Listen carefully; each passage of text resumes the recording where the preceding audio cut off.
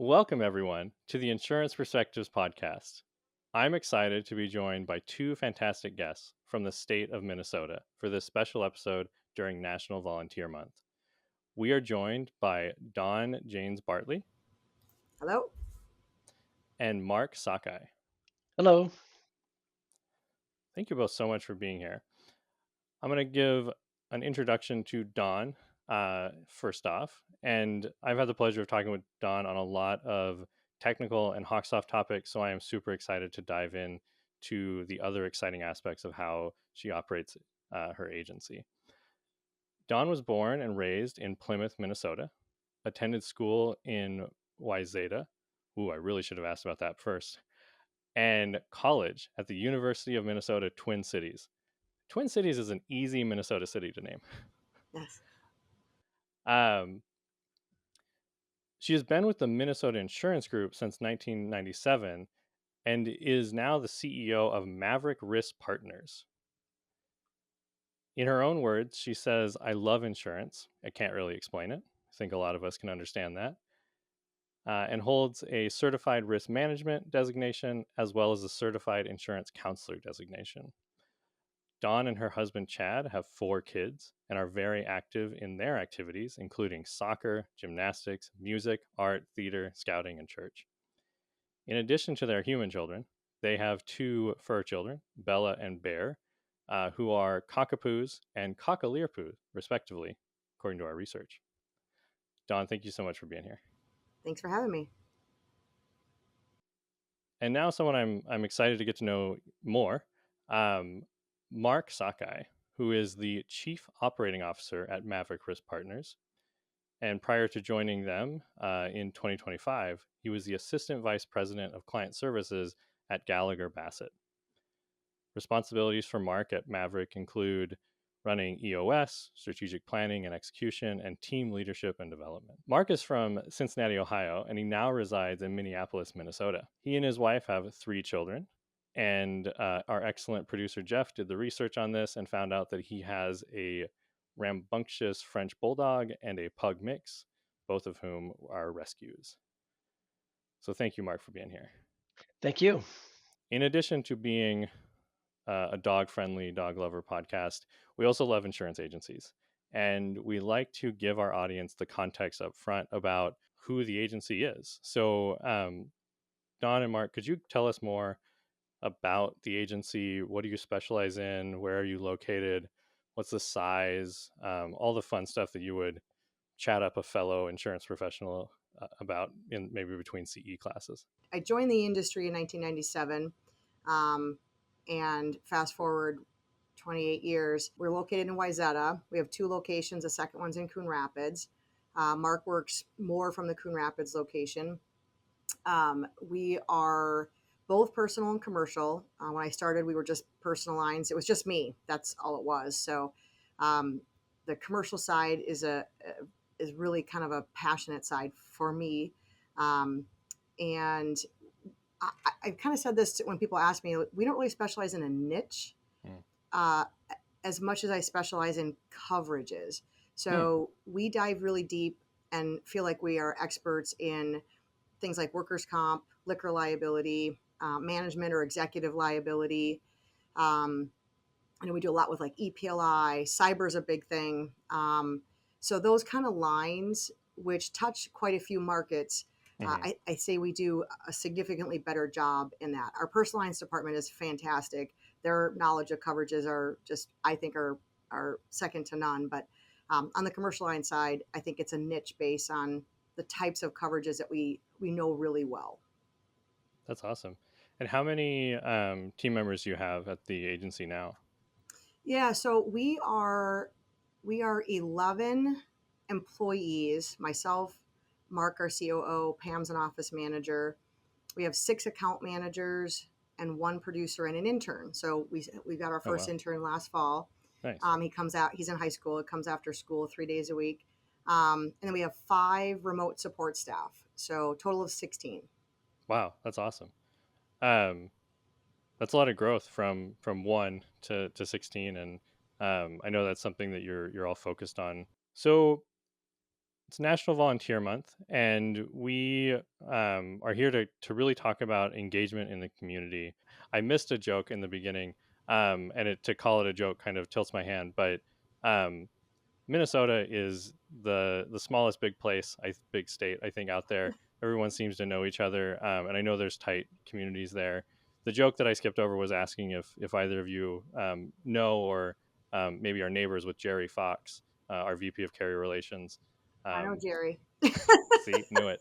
Um, he knows everybody, and I have just found that folks from Minnesota are often the most friendly people you'll encounter, and so they just make fast friends. I imagine community engagement is an important piece of what you all do. I'd like to start with a kind of a conversation about what type of volunteer activity or community engagement does the agency participate in?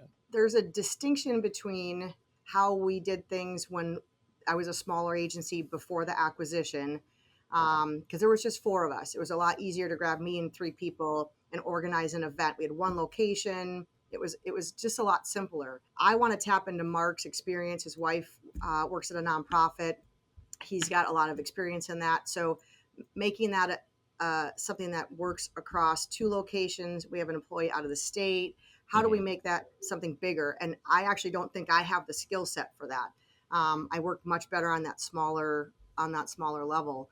But historically, it's always been, I guess what's closest to my heart.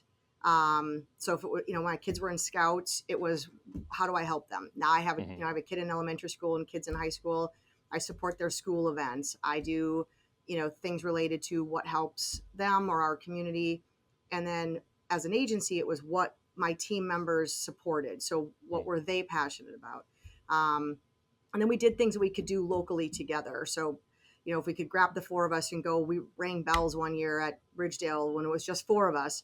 And so that's kind of how it's been, is what's important to the people there. And I think too, then it's the community that you're in. So Mm-hmm. whatever those demands are, and those are different from community to the community. And I've learned with another agency in Coon Rapids that some of the needs that they have are a little different than the needs that we have here that I see come across the desk for how they need help and in what areas they need support in. So Yeah. So, Mark, turning to you, what is your experience and or maybe the exposure you get through your wife's work tell you about how to identify those meaningful things for an agency to support? Yeah, so I guess I could start early on. I went to a Jesuit all boys high school, and from there, service to others, or men for others, men and women for others. So it really started early on, as a early teen doing volunteer work. Fast forward to today, my wife does work for Family Adopt Minnesota Mm, and does a lot of outreach in the community, helping foster kids find permanent homes. They do a thing called Circus every year. I do a lot of volunteering there. They have a 5K that's coming up. I do some volunteer there. I'm probably going to bring my karaoke machine and get the kids involved in that. So those are, really part and parcel to what I do on the volunteer side. I also am involved in a young man by the name of Kevin, came from a company called Ampersand. Ampersand gives respite to newly adoptive parents. They mm, need a break. So at the age of 14, we took on Kevin to see him once a month. We'd have sleepovers, go to movies, things like that. mm-hmm. At 14, it wasn't really, this glamorous type of visit sometimes. There were some issues with him. He had a lot of childhood trauma. Mm-hmm. So we were his respite parents since he was 14. Now he's 21. He Oh wow. literally just graduated from the Navy. So we're really, really proud of Kevin. So it sounds like in both instances, you're not forcing the idea. You're letting these things occur naturally. You're saying like what is organically coming out of our community of need? What is organically the things that you have this long history with, and how can you carry those forward? Um, it sounds like for the agency and for what you both participate in individually, um, you stay open to opportunities and then you embrace them as they come along. Absolutely. Yep. yeah, I would agree with that. And I think that's core, because you have some things that are, like just Mark explained, you have experiences that don't change what you're passionate about, and new things do evolve. COVID was a great example. During that time, there was a really high demand for sub teachers. It was a struggle for schools to stay open. And I took a moment to go get my short call sub list license, and I showed up and subbed and just tried to help keep the school open anytime that I could. If I had the time, I took it. If I didn't, I couldn't. You have to be open to those needs, because that helps your community move through something maybe that they're struggling with. So Yeah, I really love that. Because I think it's something that my spouse says a lot is we can't help everyone, but we can help the people in front of us. And I like that idea of seeing an issue, seeing an opportunity, and saying, okay, how do I take this on? I have the capacity to do this. I imagine you're doing a lot of leading through action. But how do you encourage this within the agency? Do you support your team members saying like, oh, hey, I'm going to take some time to go do this? Or do you encourage them and actively say like, hey, you should spend a certain amount of time outside the agency? How does that look? So I would say that's actually something I'd like to implement. It was kind of on my project list of having, I know there are companies that have allocated hours for what we do. I want to tap into Mark's experience on a larger corporate side on how to structure that and make that a piece of that. Traditionally, if somebody, especially if they, right now, if they want to come to us and say, hey, I've got this thing I want to support, or can you donate, or can we do this? It's like, great, let's do it. We've just sent that through and approved it. I come from the perspective that your support can come in and can and should come in three ways. I actually learned this from somebody in our community. It's time, talent, and treasure. And so what you need to look at is, sometimes you can donate your time, but you may not have the funds or the skills. Sometimes you can donate financially, but you don't have the time or the skills. Or sometimes you have the skills, but maybe not extra time or financially. It's great when you can do all three, but every organization needs people that can meet all three of those needs. And I think that does change. I have kids. There were times, and right now is kind of one of them, where my time is a lot more limited, but I might have more financial funds or the ability to bring a skill set somewhere. I think that's how I've approached it in the past, is what's passionate to you and what do you want, and how can we support that? So, and then again, as a larger organization, I believe Mark brings that background, that passion, that skill set to help us make it a more formal part of whether people want to do something together as a group, or we support them individually with that volunteer piece. Yeah, I think that's great advice.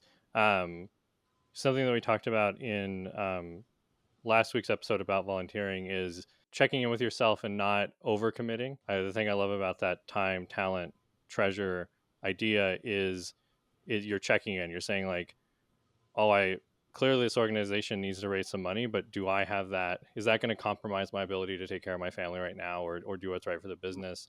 But then maybe I can devote some time. Maybe I have that extra time. Or you check in with yourself and you're like, oh, right now with the kids or with work or with other commitments, I don't have 100% of the time, but I have an hour and I can write down everything I know about building a set, running a food drive. I can write that down. I can give that to them, and I can provide my talent. That's very cool. I like that. Mark, are there plans or thoughts you have about how you're going to implement that at Maverick in a more formal way? Not to put you on the spot. No, absolutely. I think coming from a large organization and working from home for nearly 20 years, I think working in Wayzata and working at our other office in Coon Rapids will give me the opportunity to be in the community and volunteer there. I have very close relationships with the folks at both locations, and that is on my to-do list as the COO, is to get more community involvement. That tees up one of the pre-written questions we have, because I'd love to know, why do you feel it is important to give back to your community specifically as an independent insurance agent? My belief on that comes from the reason I am here today is because people and businesses, most likely in my community, have chosen to partner with us for their insurance and risk management. And so I don't exist without them. And so I really do think that when you're getting your primary source of funding, compensation, income from your community, that you do have an obligation to support that in some way. If I was an online sales place and people were buying stuff from, all across the US, well, I can't support something from everybody's community. Especially for us as an agency, it's a relationship piece. Hmm. At least for us it is, which means that relationship extends beyond that transaction of making a purchase. So I think that's why it's really important for agencies to be involved in that community, because that is how you exist. Mark, do you have anything to add to that before I start to? I have a soapbox to climb onto with that answer. Yeah, I definitely concur with Don. I think we have the opportunity because of the ability to work in an agency and to go home to our dogs at our house, and not everyone has that opportunity. And so for me, I have this room in my heart to get to know people and to get to know their story, and not everyone has this great story, and it just gives me a great opportunity to do what I can because I have that ability to help others. And so I know that Dawn is someone that I click with very well, and I know that she's very involved in the community. I go in her office and you can see the accolades and the outreach that she's done over the past couple decades, and so I want to definitely be part of that. I so sincerely appreciate, Don, the way that you position the perspective that your community is the foundation for your agency's ability to succeed and exist. Many independent insurance agencies, I would say almost all of them, are local community based businesses. And the soapbox I want to hop on ever so briefly. And I think about the movie It's a Wonderful Life probably way too much. Even outside of the holiday season, I make sure to watch it every year, but there's certain aspects of it that just really stick in my brain. And I'm a huge fan of this concept of like the building and loan in that movie, where it's like a community bank, it's like a credit union-esque thing. And there's a scene where Jimmy Stewart is like trying to prevent a run on the bank, and he's talking about how all of those community investments that are put back into the building loan are like in so and so's house or in so and so's business. And so it really kind of resonated with me, Don, when you said like, oh, the community has put trust in me. The community uh, has built a relationship with me and the agency, and trusts us to protect their risk, and so I can have the position to be able to give back to the community. I love that. I think that's a really beautiful thing. Our podcast, and honestly, normally the conversations that I have had with Don and Mark in the recent past are usually focused on technology. In those conversations, and fans of the podcast will know, we often bounce at the end. We ask these questions about like, what's the hardest thing about working with insurance agencies, and we also ask what's the best. So don't worry, there's an upswing coming. Um, Specifically in the volunteer space, since you both have a lot of experience with it, what do you find is the hardest thing about volunteering? For me, I think the hardest thing is really picking which things that you volunteer for, the things that you give up your time to spend to help others. I think that's really difficult because the need out there, especially now, is so great. And so for me, I consult with my wife a lot because she's in that industry to figure out what I want to do. That's the hardest thing. The second hardest thing I think is to actually take that action, take that first step to volunteer. When I moved into Minnesota back in 2003, I made a commitment to my wife that, if we moved to Minnesota, I'm going to volunteer right away. And so I became an ESL teacher for Hmm. about 10 years. And I think the hardest thing was picking up the phone and figuring out which ESL program I would be involved in. That's something that when I have more time, I'm going to definitely get back to. So yeah, just picking out the ones that are more important, the most important to me, the ones that will have the greatest impact with the amount of time that I have, and then taking that first step. Those are probably the two difficult things. It's really difficult when you're wired to want to help. And it doesn't matter what I go to or where I'm at. I'm like, oh, I got to help. I got to figure out how to help. And you do end up getting overcommitted, time, talent, or treasure, any one of those. And then you have to pull back So I think that's the biggest hurdle, is sometimes prioritizing where that goes and not forgetting that there are other pieces of your life that need that same time, talent, or treasure, whatever that is. Mm-hmm. I mean, I remember I've done stuff at the crisis nursery, and I leave there and I'm like, I'm bringing in all the children, and I'm gonna, and I know I told my husband, we joke because I'm in my early 50s. What are we gonna do when we retire? I'm like, oh, I got so many bedrooms. I'm bringing in foster kids. And my husband looked at me. He's like, okay, can we just have a moment without all of the chaos? And I'm like, I don't know that I can. Mm-hmm. So that's it. I think when you really are involved, the more involved you get, the more you hear the demands, because that Mm-hmm. starts when they know you're involved. Other places come out, and you feel overwhelmed by the need, and knowing that you can't help everybody. Yeah. That's a personal hurdle you have to get over. So. Mm-hmm. Yeah. I think that's an important one. Checking with yourself and understanding, like, oh, can we help everyone? Um, yeah, there's definitely been moments in my life where it's like suddenly I have a friend living in my office because they need a place to stay, and I'm like, oh, well, I didn't really think that one through. But Yep. um, so I think that is important, and I definitely um, resonate with both of those answers. Mark, I did not know that you had done work as an ESL teacher. That was my background before coming to HawkSoft too. So then, the opposite side of this, and I think this will be a fun one to explore, because you both clearly enjoy it a lot. But what is the most enjoyable thing about volunteering for you? I'm kind of the person that needs to see the rewards of what's happening. So, Mm, I always kind of joke about the industry being farmers and hunters, sales and service. And I'm a hunter. I kind of need to have that outcome. And volunteering gives me that opportunity to start in one spot and end in another. And there's a success. It doesn't matter.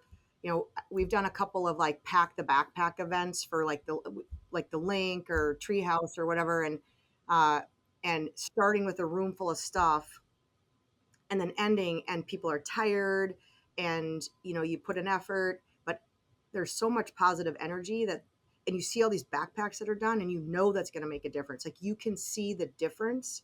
I can donate money, but I don't always know where that goes. Like, how was it spent? Was it used as expected? But when you do something in person, you get to have that experience at the end, and that's just one of the things that drives me personally, is I need to see the rewards of that investment. So. mm-hmm. And I imagine that inspires a lot of engagement with local opportunities for volunteering and local causes, um, because you can see that impact in your community. Yep. How about for you, Mark? What do you enjoy the most about volunteering? I think for me, and maybe it's kind of selfish, but I think I get more out of volunteering than the people I'm helping. And it's this joy that I get. And I thought maybe it was just me. And I'm reading a book by David Brooks called The Second Mountain. And he Mm, goes on to explain your first mountain is your house and your career and your kids. And the second mountain is helping others. The first mountain is about mm-hmm. happiness, short term happiness. The mountain is about joy. And so I've experienced joy in many times that I volunteered, and I think that joy is a drive that I've had ever since I was very young. And I kind of pushed it away and say, I'm not that person. I'm not that person. In reality, that's who I am. It's Mm-hmm. this, I think he puts it as the leopard is like your soul in the corner of a room, lurching and watching you and making you, feel these things. And so Mm, for me, it's really about the joy that I get, not just volunteering, but helping others through conversation or doing something for them. I think just little bits and acts of volunteerism every day is what really drives me. yeah, fantastic. Then I want to bring us home, on a question centering it back inside the agency. And how do you feel? How does your volunteer efforts and this volunteer activity that you guys are both very open about contribute to the agency's culture? I I think that in its ideal state, it's a self-supporting process where if everybody kind of feels the same way about supporting things in the community and being involved, then you have that similar feel, that similar cultural expectation, which drives that same circle. So you have the same people, they're handling things the same way. I guess that's just, I kind of think about it like that infinity symbol, that if everybody's doing it, everybody supports it. And, that's why it doesn't matter if it's, to me, when somebody wants to support something that's important to them, that's great. I may not know anything about that organization or what they do, but if that's what you're passionate about, that's how I show and validate what's important to you is important to me, outside of just the fact that you show up and you do whatever your job responsibility is. I think I would love to work at your agency. I think it sounds like a fantastic and supportive place. In addition to be very forward thinking and tech savvy and tech forward, which is other things that I like in an agency. For our listeners that are in Minnesota, in the Midwest, are there any, as we close this out, are there any organizations, opportunities, charities that both of you want to give a shout out to or encourage people to go check out? Well, yeah, number one, if I don't mention it, my wife might get upset, but it's called Family Adopt Minnesota, and they're based in Minneapolis, right off of 280, Highway 280. The other big shout out would be Big Brothers and Big Sisters. I was Big Brother Sure. for a long time, and I think volunteering at a young age for young men and for young women can really set the trajectory for them to be extremely successful. Not only that, but be successful in the volunteer world as well, because if they know that they've been helped, it's contagious. They're going to want to help other people. And so those to me would be, one other one I'm involved in called Mission Continues, which are veterans that do service projects around the city. I've been asked to be the platoon leader at the same time that I took this job with Don. And so I'm kind of working out can I be the platoon leader, and I would be organizing ongoing monthly events all across the city, and then a couple in Washington, D.C. and in Chicago. Wow. So 3 shout outs. Yeah. And I have 2 specific, and I guess 1 in general. In general, I would tell you, you really need to always be focused on the school districts, not only where you live, but where your office is. So I live in Mound, Minnetrista, and I do a ton of support in my school district. And I would continue to do that whether I have kids or not. I also have some kids, 2 of my middle schoolers, my middle to our high schoolers at Minnetonka. So we support a ton of Minnetonka school related stuff. And we're located here in Wayzata. So I don't have any kids at Wayzata, but we support their hockey team and we do stuff related to that. And we've done some scholarship stuff. So I think whatever school district you are in, where you live and prosper and where your office is really critical. And my 2 kind of long-term organizations are the Link and Treehouse. They both focus on youth in crisis or youth needing support services. I just really believe that kids are that next piece, whether they're the people in our office, they're your neighbors, they are your kid's boss, whatever it is, that they need that help and that support when they're not getting it from whatever their opportunity, situation, or resources currently is. So Treehouse and the Link are really, really, really great organizations. So fantastic. I am so happy that we were able to arrange this conversation with both of you. This is a whole new aspect of your agency that I was unaware of, and I'm so glad that we got to uncover it. I'm really grateful to Dawn and Mark for your time today. Thanks, Kenny. It's been great to be able to talk about it. Yeah, thank you, Kenny. We really appreciate it. Thank you for watching today's episode. Click the episode description below to learn more about our guests and to view the latest podcast episode, as well as other content from HawkSoft. We appreciate you watching and hope you join us next time on the Insurance Perspectives podcast. Thank you.